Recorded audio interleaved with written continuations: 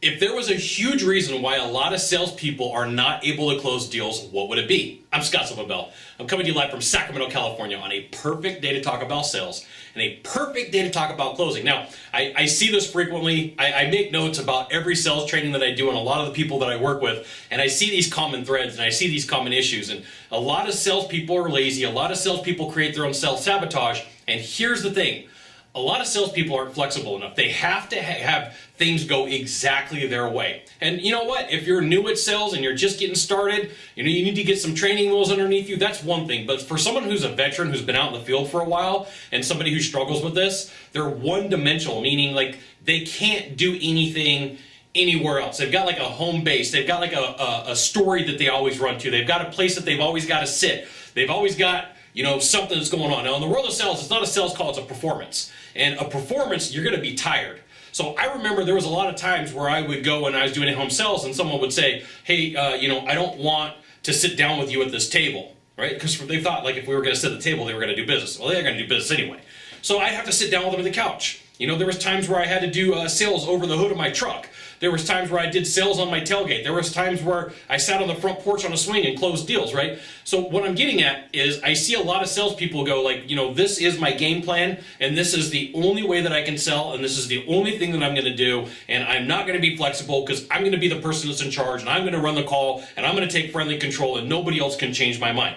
Well, that's cool. But like if you're looking at sales as a whole, as a population like this, there's going to be some of the sales that you're going to miss. I turn my hand so you can see it. There's going to be some of the sales that you miss because you're not flexible. You're not willing to move just a little bit to the right or to the left. These people are zigging. Sometimes you got to zag. Sometimes people are zagging. Sometimes you got to zig. And I'll see salespeople do this. And there's a point in a lot of salespeople's career, and I'm going to call it the enough.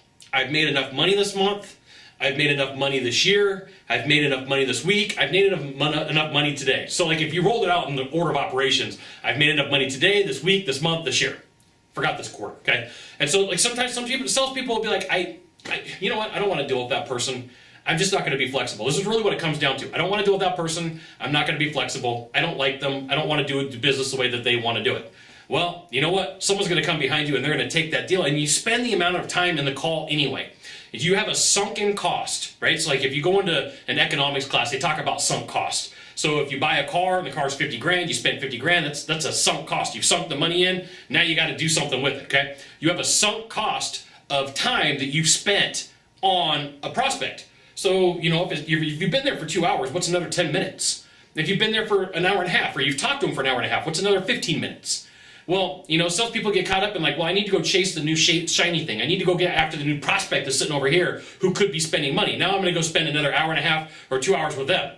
Well, they get caught up in like, it's like the whole bouncing back and forth. I can spend time with this guy or I can spend time with this guy. Look, here's the thing. You're going to have to be a little bit flexible in sales to close some more deals, or a lot of flexible in sales, and do some things that people aren't willing to do. Great, you met with a difficult buyer. Learn how to deal with difficult buyers. Great, you met with a buyer who didn't want to do things your way. They want to do it theirs. Sometimes that's what it's going to take to do the deal. Now, I'm not saying that everybody that you work with, you should sell to. Now, this is a mistake too, because not everybody's your buyer. There's people out there in the fields that I work in, they're not my clients. I don't want to deal with them. I don't want to work with them, and they can't pay me enough money because they don't fit my criteria. So there are times where you have criteria. There's times where you have a pipeline. Completely different story. As you're building up, you're probably going to have to do some stuff that you don't want to do. But the cool thing is it's going to give you some sales skills. It's going to increase your ability to close some deals in your sales presentation. It's going to make you better. Every event of adversity that you have in the sales process makes you a better salesperson. Every time that you struggle and you overcome that struggle, you become a better person. You become closer to a closer. And in the closing process, when you get better, you become closer to a performer. So there you go.